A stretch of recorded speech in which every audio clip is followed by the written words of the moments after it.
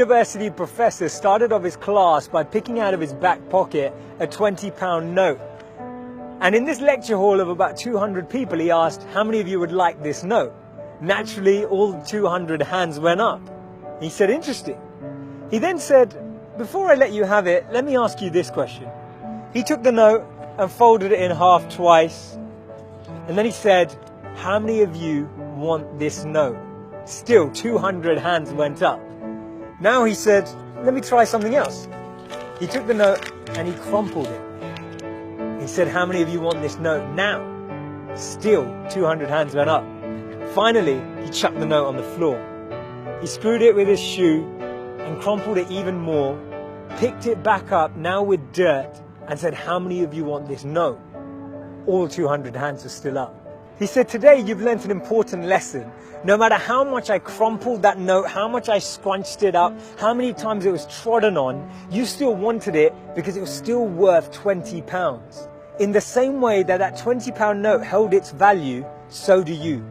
No matter how many times life will tread on you, life will crumple you, life will scrunch you, and life will squeeze you, you will always keep your value, that spark within us all of bliss, knowledge, and eternity that exists. That spark will never be taken away.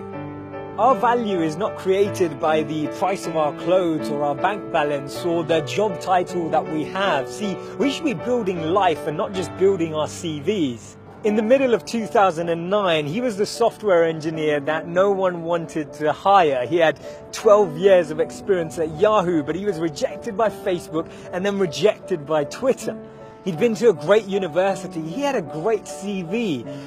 But he decided to team up with one of his alumni members at Yahoo and started to create an app and focus on the startup space. In 5 years' time, he sold that app for $19 billion to Facebook. Believe it or not, that was Brian Acton, the co-founder of WhatsApp. When he was rejected from Facebook, he said it was a great opportunity to connect with some fantastic people. I look forward to life's next adventure. When he was rejected by Twitter, he responded by saying, worked out, it was quite a long commute.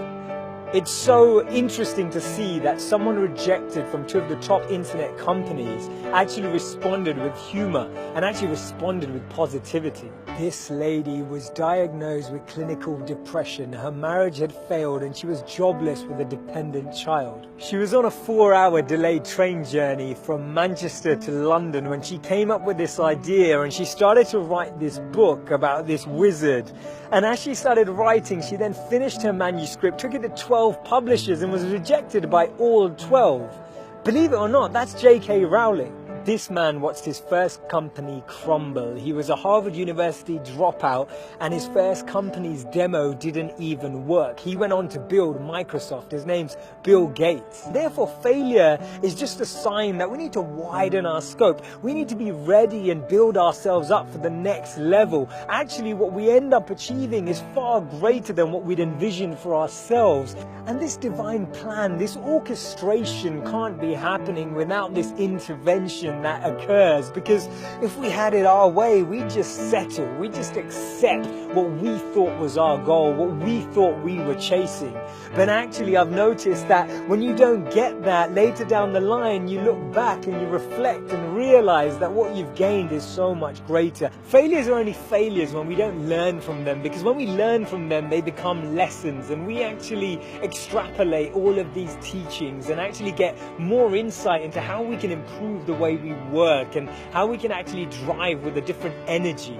The challenge we have is that we only talk about people's failures when they succeed, and that's why they become this taboo, or we feel like their failures never happened. We need to share these stories earlier. We need to bring out these stories and experiences on the journey so that people who are on the journey can actually follow in those footsteps. And that's why Steve Jobs said you can't connect the dots moving forward. You only can when you're looking backwards.